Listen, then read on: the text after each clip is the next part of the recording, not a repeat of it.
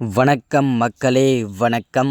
சற்று முன் கிடைத்திருக்கக்கூடிய ஒரு முக்கியமான தகவல் ஒன்றை தான் பார்க்க போகிறோம் மக்களே.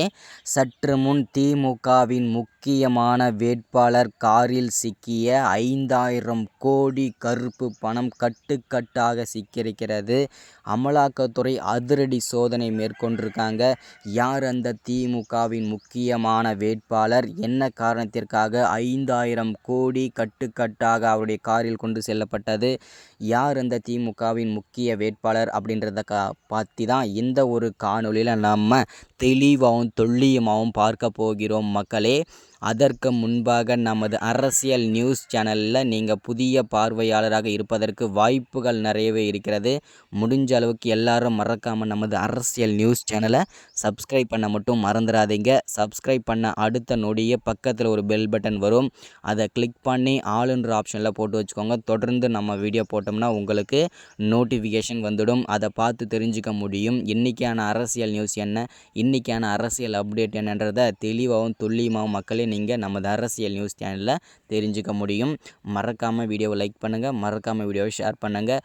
ஓகே, வாங்க வீடியோக்குள்ளே போகலாம்.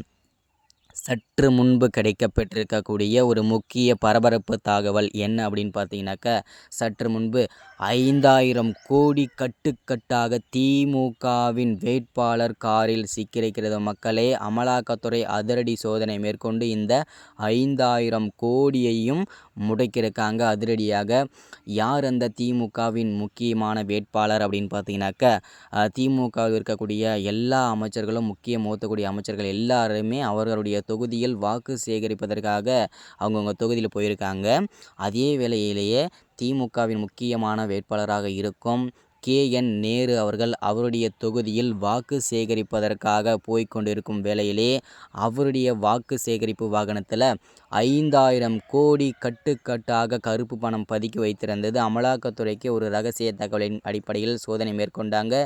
இந்த சோதனையில் 5000 கோடியும் அபேஸ் பண்ணிட்டாங்க. அமலாக்கத்துறை அதிரடியாக முடக்கிவிட்டார்கள்.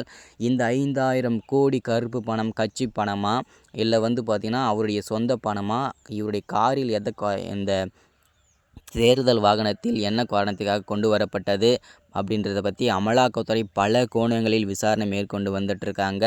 இவரை அதிரடியாக கைது செய்யப்படுவதற்கான அனைத்து விதமான வாய்ப்புகளும் இருக்கிறது மக்களே. அது மட்டும் இல்லாமல் KN நேரு அவர்களை அவசரமாக மருத்துவமனையில் அனுமதிக்கப்பட்டு விட்டார். ஏன்னா இவ்வளவு கோடி பணங்கள் வைத்திருந்த குற்றத்திற்காகவும் அமலாக்கத்துறை சும்மா விட மாட்டாங்கன்னு தெரிஞ்சு அவர் கண்டிப்பாக அமலாக்கத்துறையிடம் சிக்கிவிட்டார். இதை பற்றின அடுத்த வீடியோவில் கண்டிப்பாக தொடர்ச்சியாக என்ன பண்ணுறாருன்றதை தொடர்ச்சியாக பேசலாம். அடுத்த வீடியோவில் சந்திக்கலாம். தேங்க்யூ.